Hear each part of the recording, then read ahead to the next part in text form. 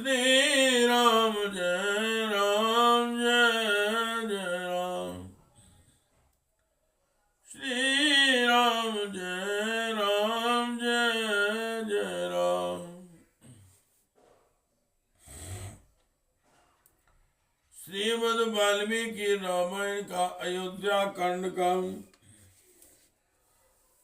पंचषष्टितमः अध्याय। पंचषष्टितमः अध्याय 66वां सर्ग। 65वां सर्ग। पंचषष्टितमः सर्ग। बंदी जनों का स्तुति पाठ राजा दशरथ को दिवंगत हुआ जान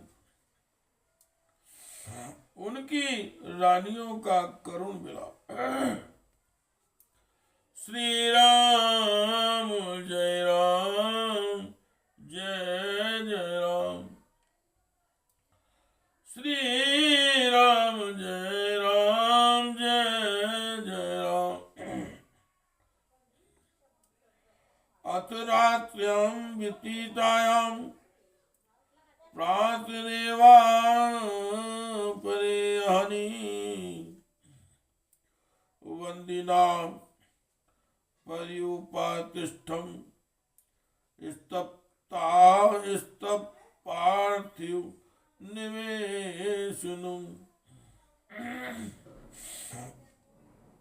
तदनंतर रात बीतने पर दूसरे दिन सवेरे ही बंदीजन महाराज जी की स्तुति करने के लिए राजमहल में उपस्थित हुए। सूतां परम संस्कारा मागधाश्चौतं श्रुता गायिका श्रुतिशीलाश्च दिग्दन्ता पृथक पृथक।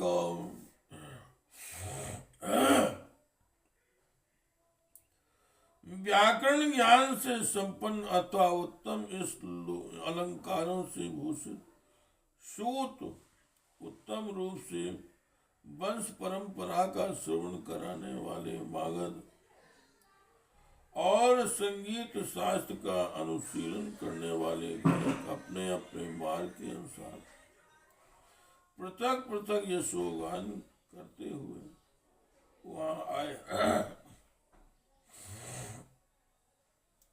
राजानं स्तुतां तेषां उदात्ता विहिताशिषां प्रासादाभूं विस्तीर्णः स्तुति शब्दो ह्यवर्तत। श्री राम जय राम जय जय राम। श्री राम जय राम जय जय राम। उच्च स्वर से आशीर्वाद देते हुए राजा की स्तुति करने वाले उन सूत मागध आदि का शब्द राजमहलों के भीतरी भाग में फैलकर गूंजने लगा। ततस्तु स्तुतां तेषां सूतानां पाणिवादका अवदानान्योदाहत्य पाणिवादन्यवादिनो। वे सूतगण स्तुति कर रहे थे। इतने ही में पाणिवादक हाथों से ताल देकर गाने वाले वहां आए और राजाओं के बीते हुए अद्भुत कर्मों का वखान करते हुए ताल गति के अनुसार तालियां बजाने लगे। तेन शब्देन विगा प्रतिबुद्धा सस्वनो शाखास्था पंजरस्थांशु ये राजकुल गोचरा। उस शब्द से वृक्षों की शाखाओं पर बैठे हुए तथा राजकुल में ही विचरने वाले पिंजड़े में बंद सुख आदि पक्षी जाग कर चहचहाने लगे।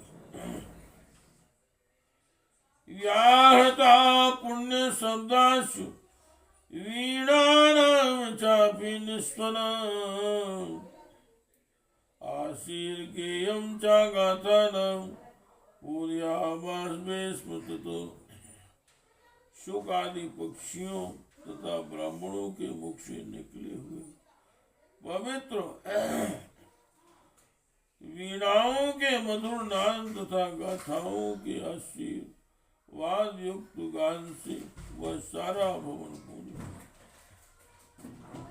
तथा शुचि समाचारा पर्युपस्थान को विदा स्त्री वर भूयिष्ठान उपतस्थ यथा पुरा और तदनंतर सदाचारी तथा परिचर्या कुशल सेवक जिनमें स्त्रियों और खोजों की संख्या अधिक थी पहले की भांति उस दिन भी राजभवन में उपस्थित हुए। श्री राम जय राम जय जय राम। श्री राम जय राम जय जय राम। हरिचंदन सम प्रक्त मुदको कांचने घटे आनिन्यो स्नान शिक्षा ज्ञान यथा कालम यथा विधि। स्नान विधि के ज्ञाता भृत्य जन विधि पूर्वक सोने के घड़ों में चंदन मिश्रित जल लेकर ठीक समय पर आए।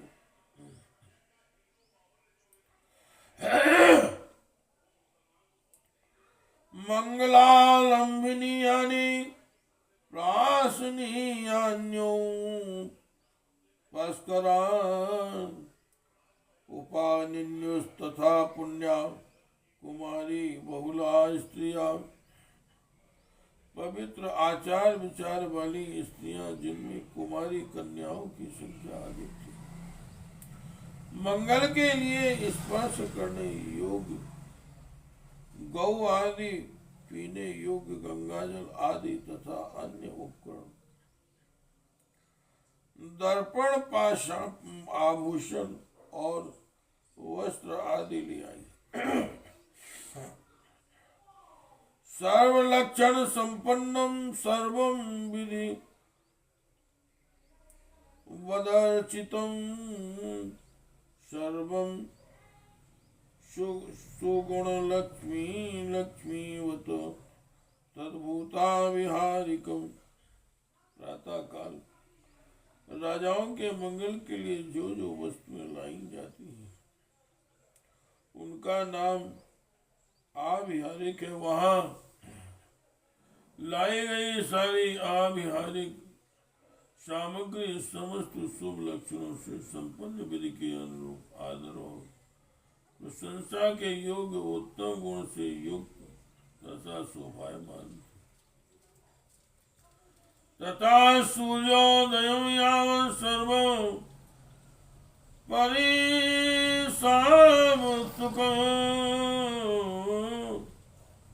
तस्तावनुपसंप्राप्तं किं सुवदित्योपसंकितम्। सूर्योदय होने तक राजा की सेवा के लिए उत्सुक हुआ सारा परिजन वर्ग वहां आकर खड़ा हो गया। जब उस समय तक राजा बाहर नहीं निकले तब सबके मन में यह शंका हो गई कि महाराज के न आने का क्या कारण हो सकता है। अथया कौशलेन्द्रस्य शयनो प्रत्यनन्तरा स्त्रीयस्तु समागम्य भर्तारं प्रत्यबोधयन् तदनंतर जो कौशल नरेश दशरथ के समीप रहने वाली स्त्रियां थी, वे उनका सैया के पास जाकर अपने स्वामी को जगाने लगे।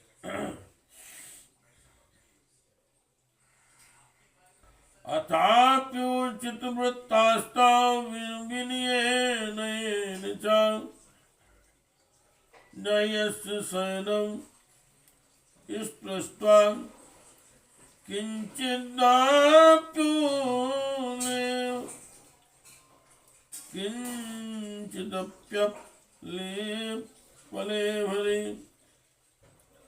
नयस्य शयनं स्पृष्टा किंचिदप्योपलेभरे। वे स्त्रियां उनका स्पर्श आदि करने के योग्य थी। अतः विनीत भाव से युक्ति पूर्वक उन्होंने उनका सैया का स्पर्श किया। स्पर्श करके भी वे उनमें जीवन का कोई चिन्ह नहीं पा सके। ता स्त्रिया स्वप्नशील चेष्टा संचलनासु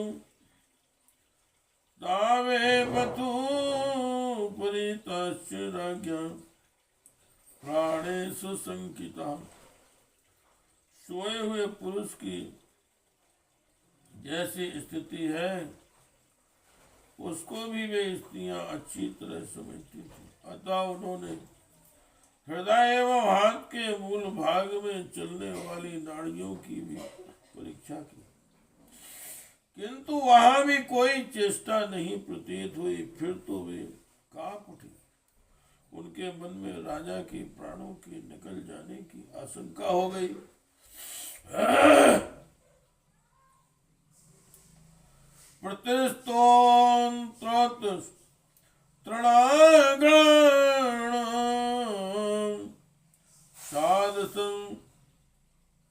संचकाश्री अत संदेहमानानां स्त्रीणां दृष्ट्वा च पार्थिव तदा शंकितं पापं तदा यज्ञे विनिश्चयः। वे जल के प्रवाह के सम्मुख पड़े हुए तिनके के अग्रभाग की भांति कांपते हुए प्रतीत होने लगी।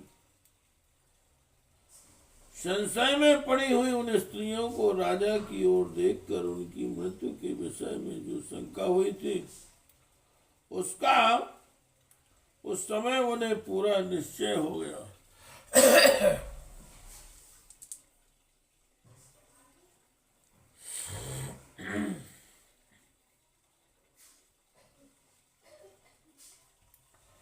कौशल्या चा सुमित्रा चा पुत्र पराजिते प्रसुप्ते चा प्रबुध्येते यथा काल समन्विते। पुत्र शोक से आक्रांत हुई कौशल्या और सुमित्रा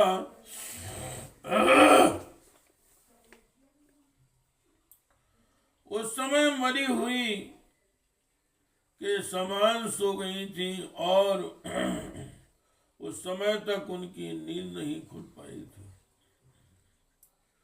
निष्प्रभासा विवर्णा चा सन्ना शोकेन सन्नुता नव्याराजत कौशल्या तारेव तिमिरावृता। सोई हुई कौशल्या श्रीहीन हो गई थी। उनके शरीर का रंग बदल गया था। वे शोक से पराजित एवं पीड़ित हो अंधकार से आच्छादित हुई तारिका के समान शोभा नहीं पा रही थी। कौशल्यानंतरम राज्ञा सुमित्रा तदनंतरम ना स्म विभ्राजते देवी शोका शोकांशु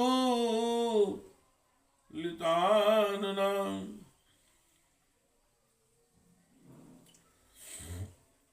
राजा के पास कौशल्या थी और कौशल्या के समीप देवी सुमित्रा थी।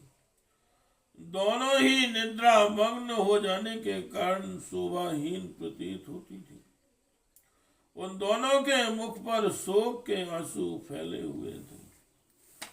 श्री राम जय राम जय जय राम, श्री राम जय जय राम, श्री राम जय जय राम, श्री राम जय जय राम। ते च दृष्ट्वा तदा सुप्ते उभे दिव्यो शान्तं नृपो।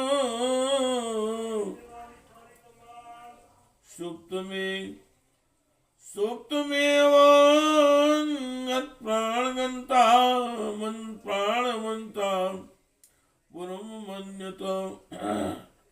उस समय उन दोनों देवियों को निद्रा मग्न देख अंतापुर की अन्य स्त्रियों ने यही समझा कि सोते अवस्था में ही महाराज के प्राण निकल गए हैं। तथा प्रचंकुर सुरदीना सास्वरं तं वरांगना करेण्यवारण्ये स्थान प्रच्युत यूथुपा। फिर तो जैसे जंगल में यूथपति गजराज के अपने वास स्थान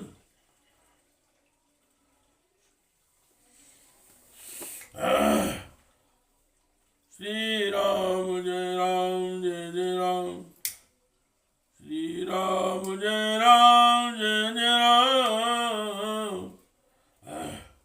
श्री राम जय जय राम, श्री राम जय जय राम, श्री राम जय जय राम। फिर तो जैसे जंगल में यूथपति गजराज के अपने वास स्थान से अनंत चले जाने पर हथनियां करुण चीत्कार करने लगती हैं, उसी प्रकार वे अंतापुर की सुंदरी रानियां अत्यंत दुखी हो उच्च स्वर से आर्तनाद करने लगी। तासामाकृंद शब्दे संगत चेतने कौशल्या च सुमित्रा च त्यक्त निद्रे बभूतावतो। उनके रोने की आवाज से कौशल्या और सुमित्रा की भी नींद टूट गई और वे दोनों सहसा जाग उठे।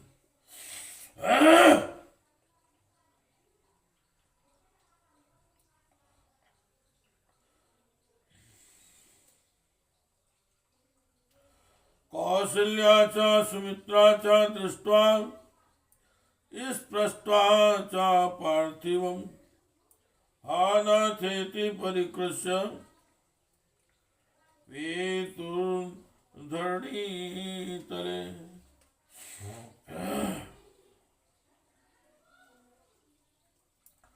कौशल्या और सुमित्रा ने राजा को देखा, उनके शरीर का स्पर्श किया और हानाथ की पुकार बचाती हुई वे दोनों रानियां पृथ्वी पर गिर पड़ी। सा कौशलेन्द्र दुहिता चेष्टमाना महीतले नाभ्राते रजोन्वस्ता तारे मुगमनुच्युता। कौशल राजकुमारी कौशल्या धरती पर लौटने और छटपटाने लगी। उनका धूल धूषित शरीर शोभाहीन दिखाई देने लगा, मानो आकाश से टूटकर गिरी हुई कोई तारा धूल में लौट रही है। श्री राम जय राम, श्री राम जय राम, जय जय राम, श्री राम जय राम, जय जय राम।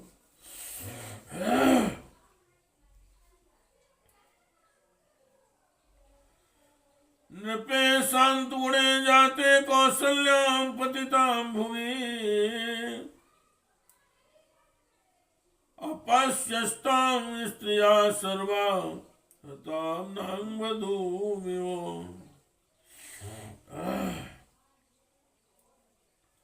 राजा दशरथ के शरीर की उष्णता शांत हो गई थी। इस प्रकार उनका जीवन शांत हो जाने पर भूमि पर अचेत पड़ी हुई कौशल्या को अंतापुर की उन सारी स्त्रियों ने मरी हुई नागिन के समान देखा।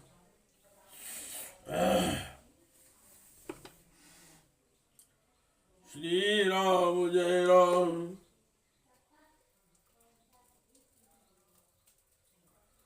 श्री राम जय राम, जय जय राम, श्री राम जय राम, जय जय राम।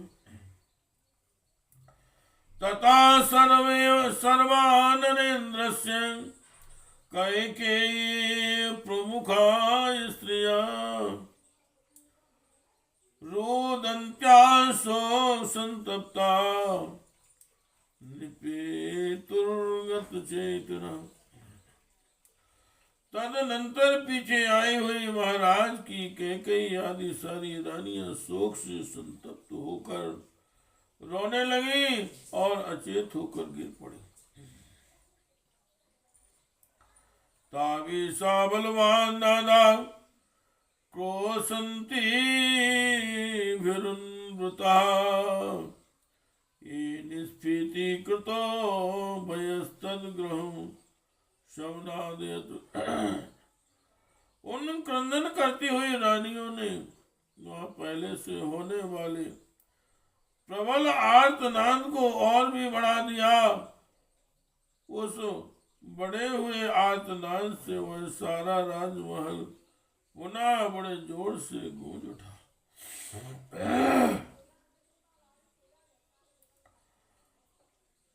तत्परित्रस्ता संभ्रांत पर्योन सुखजना कुलम्, सर्वतस्तु मूलाक्रंदम परितापार्थ बंधु। संध्यो निपतितानंदं दीन विलिप्तो दर्शनो, बाभो नरेन्द्र देवस्य सद्य दृष्टान्तमीयसो।